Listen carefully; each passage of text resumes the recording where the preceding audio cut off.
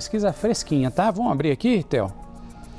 Meio ideia, Lula tem 40,4% das intenções de voto, isso no primeiro turno, tá? E Flávio, 32%. Tá aí para vocês, Lula aparecendo então, portanto, com 40%. Já Flávio Bolsonaro tem 32%.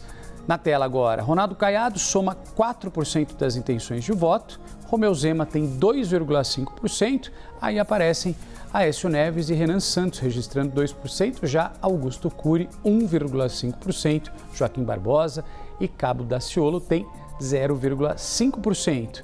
Por fim, Rui Costa Pimenta e Samara Martins possuem 0,4%. Hertz Dias e Edmilson Costa aparecem com 0,1% cada. Outros pré-candidatos acabaram não pontuando.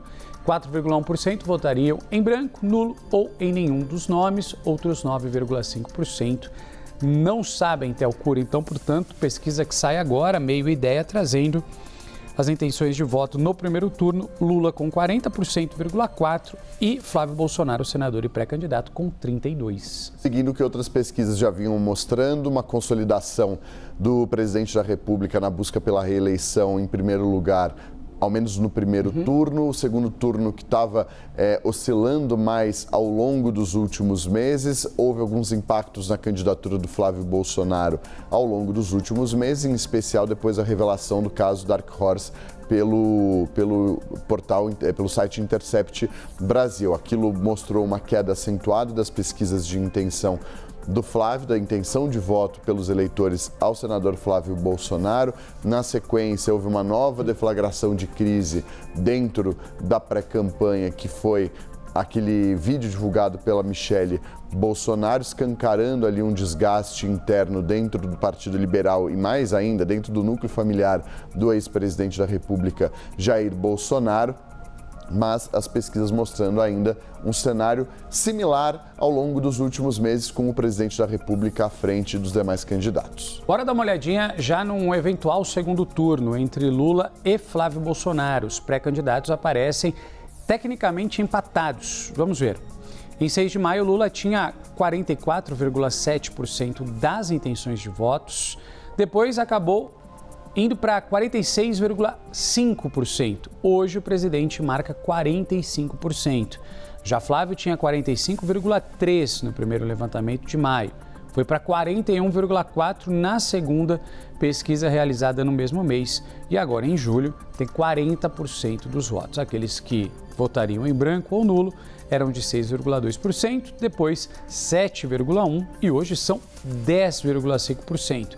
Eleitores que não sabem eram de 3,9%, foram para 5,1% e chegaram agora, neste momento, a 4,5%. Então, o segundo turno, Theo, a gente consegue prestar atenção pela oscilação, né, de ambos os candidatos, inclusive, apesar de estarem tecnicamente empatados, é que há agora uma dúvida por parte das pessoas que foram perguntadas e questionadas nas ruas, né? Esse número oscilou e acabou até aumentando. Pois é, e aí mostra como há agora, por mais que haja essa diferença de 5 pontos percentuais, com a margem de erro, eles acabam se encontrando e acabam ficando empatados tecnicamente. Obviamente, isso acaba trazendo um alerta para a campanha do presidente da República, porque antes estava ainda com uma margem um pouco mais folgada nessa diferença, que é ótima essa evolução para a gente ver de que maneira oscilou ao longo dos últimos meses.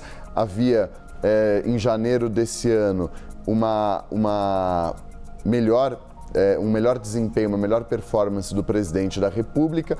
Janeiro de 2026, início desse ano, foi semanas após o anúncio de que Flávio Bolsonaro seria o pré-candidato escolhido pelo o ex-presidente Jair Messias Bolsonaro. Não à toa essa diferença tão grande. Os meses vão se passando, obviamente há um desgaste do presidente da República por ser o mandatário que está no poder. Flávio dispara, né? Flávio dispara a ponto de ficar à frente, e aqui isso fica muito claro em abril, do presidente Luiz Inácio Lula da Silva, que é um baque para a pré-campanha do presidente da República, mas no final das contas o que vem é a revelação daquele áudio entre o Flávio Bolsonaro, em que ele cobra o Daniel Vorcaro, dono do Banco Master, das parcelas em atraso para o financiamento milionário do filme Dark Horse sobre Jair Messias Bolsonaro. A partir daí há uma queda acentuada do desempenho do Flávio Bolsonaro, que em determinado momento ali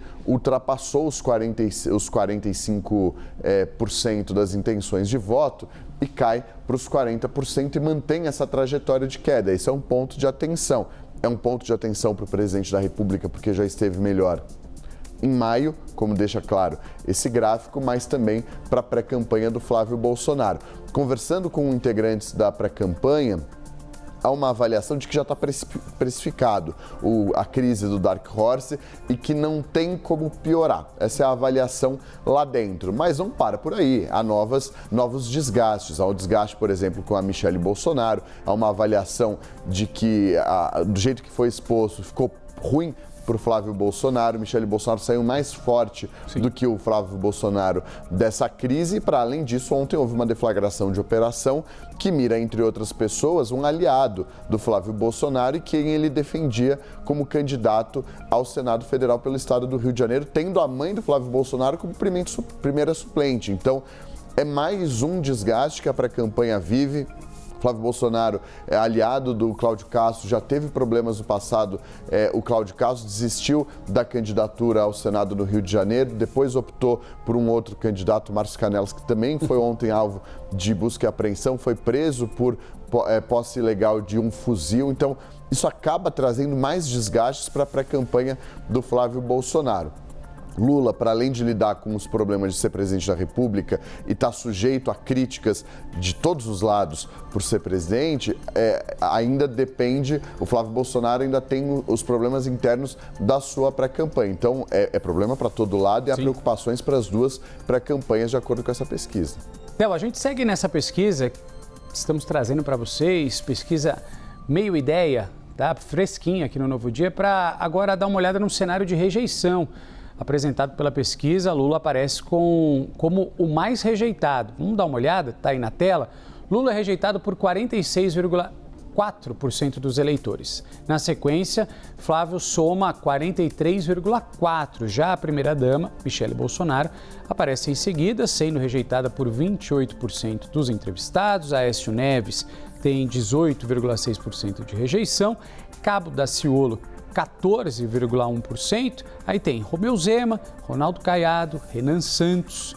Já Samara Martins é rejeitada por 8,9%, Rui Costa Pimenta, 8,8%, aí a gente tem Hertz Dias, Edmilson Costa, Augusto Cury, ali Joaquim Barbosa, todos eles na casa dos 7%.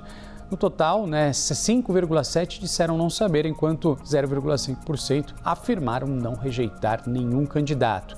Bora dar uma olhada agora na aprovação, Theo Cury. A pesquisa ainda analisou como é que os entrevistados aprovavam tanto o presidente Lula quanto a questão da reprovação. Aí, 6 de maio, o governo Lula era desaprovado por 53%.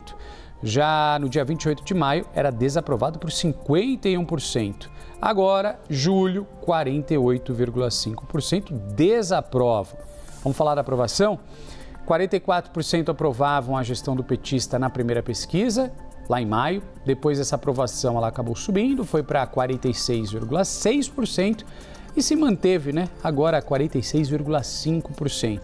Aqueles que não sabem eram de 3%, depois 2% e agora são 4,9%.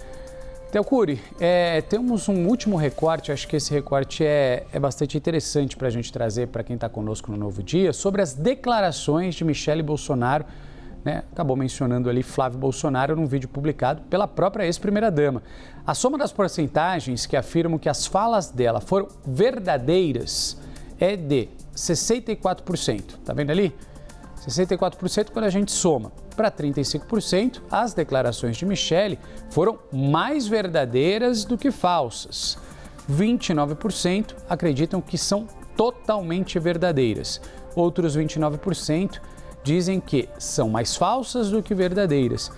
0,3% afirmam que são totalmente falsas e 6,6% não souberam avaliar. E aí, Theo, a gente tem uma nova percepção em meio a uma pesquisa política. Agora, essa questão do vídeo que foi divulgado, se as pessoas na rua concordam com o que ela diz, acreditam, inclusive, na veracidade dos fatos que foram apresentados? Olha, essa tela e a tela anterior que a gente viu há pouco e mostrou em detalhes há pouco, elas são importantes porque mostram um ponto positivo para o governo, para a pré-campanha do presidente Lula e um ponto de atenção para a pré-campanha do Flávio Bolsonaro. Primeiro, a desaprovação ao governo do presidente da República em queda ao longo dos últimos meses, ao mesmo tempo em que a aprovação mostra uma melhora ao longo desses meses. Então, desaprovação caindo, aprovação subindo, longe do ideal ainda para um presidente que busca a reeleição. Esse é um ponto de atenção para a pré-campanha do Flávio Bolsonaro e um ponto a se comemorar na pré-campanha do presidente Luiz Inácio Lula da Silva.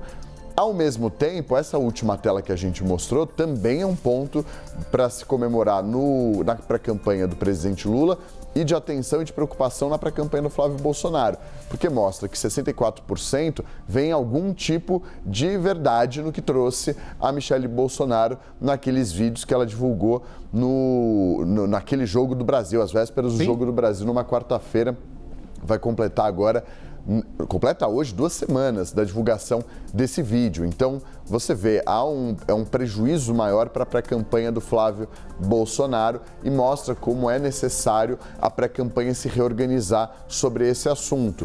Não à toa, perde uma personagem importante para o segmento feminino e para o segmento evangélico na pré-campanha do Flávio Bolsonaro, que é a ex-primeira-dama Michelle Bolsonaro. Flávio e o Gustavo Uribe já trouxe isso aqui na programação da CNN, já alçou a esposa dele, mulher dele, a Fernanda Bolsonaro, como esse nome, essa representante feminina na pré-campanha dele. Ela está aparecendo mais, divulgando mais vídeo, aparecendo mais ao lado do senador Flávio Bolsonaro, com o objetivo de atrair também esse público feminino que pode se perder a partir desse rompimento, pelo menos temporário, entre a madrasta e o enteado do clã Bolsonaro nesse momento. Então, há notícias negativas e mais preocupantes para a pré-candidatura nessas 2 telas que a gente analisou do Flávio Bolsonaro. Por isso que é tão importante a gente trazer para vocês essas pesquisas e, claro, sobretudo as análises, de Theo Cury e de todo o nosso time aqui de analistas de política, porque quando a gente traduz os números para o entendimento, do que as pessoas estão pensando nas ruas e, sobretudo, como projetar isso dentro das campanhas que estão ainda ali analisando os números, isso fica muito evidente a estratégia que eles podem adotar a partir de então. Sem dúvida, essas pesquisas elas vão mostrando como ajustes podem ser feitos e de que maneira elas vão efetuar e efetivar de fato esses ajustes e essas estratégias nas pré-campanhas, seja do Flávio Bolsonaro, seja do presidente Lula. Obviamente, a gente se atendo aos que estão na liderança, polarizando aí essa disputa nesse ano. Theo Cury, obrigado por enquanto, te agradeço, um bom cafezinho. Só lembrando a vocês que a pesquisa Meio Ideia ouviu 1.500 eleitores, isso de todo o país, entre os dias 3 e 6 de julho. A margem de erro é de 2,5 pontos percentuais, tanto para mais quanto para menos, e o nível de confiança é de 95%. O levantamento foi realizado com recursos do próprio Instituto e está sob registro do Tribunal Superior Eleitoral.